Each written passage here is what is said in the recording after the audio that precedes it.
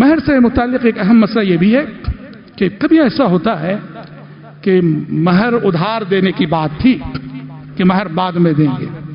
ہوا یہ کہ شوہر نے ابھی مہر دیا نہیں، زندگی گزرتی رہی، شوہر کا انتقال ہو گیا. شوہر کا انتقال ہو گیا اور اس نے نکاح کے وقت جو مہر طے ہوا تھا وہ مہر اپنی زوجہ کو، اپنی بیوی کو دیا نہیں ہے.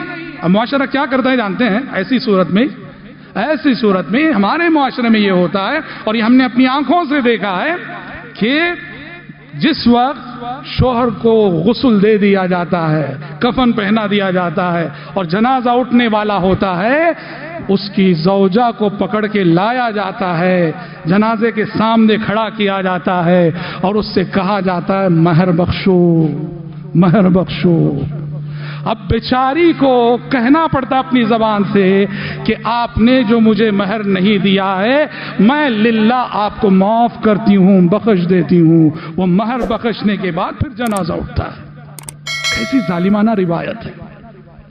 ہاں، پہلے ہی سے بیچاری اتنے بڑے دکھ اور اتنے صدمے سے دو چار ہے، اور اس وقت شادی کے دن کو اسے یاد دلایا جا رہا ہے مہر کا تذکرہ کر کے اور مہر زبردستی بخشوا کے. کیسی ظالمانہ روایتیں ہیں یہ. کرنا کیا چاہیے؟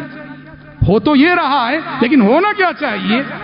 ہونا یہ چاہیے ہمارے معاشرے میں یا جہاں بھی ہو، اگر مہر دینے سے پہلے کسی بھی لڑکے کا، کسی بھی شوہر کا انتقال ہو گیا، ہونا یہ چاہیے کہ اس کا چھوڑا ہوا جو مال میراث ہے، مال میراث میں سے سب سے پہلے مہر نکالا جائے گا.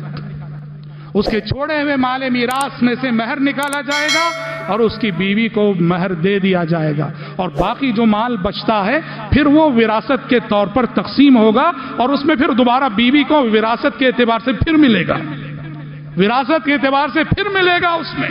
لیکن یعنی تقسیم وراثت سے پہلے مہر نکالنا ضروری ہے. فرض کرو کہ مال اتنا چھوڑ کے گیا ہے وہ کہ مہر بس ادا ہو پائے گا تو پورا کا پورا مہر میں چلا جائے گا، وارثین کو کچھ نہیں ملے گا. یہ بات یاد رہیے، مہر سب سے بنیادی حق ہے. تو یہ ہمارے معاشرے میں ہوتا ہے.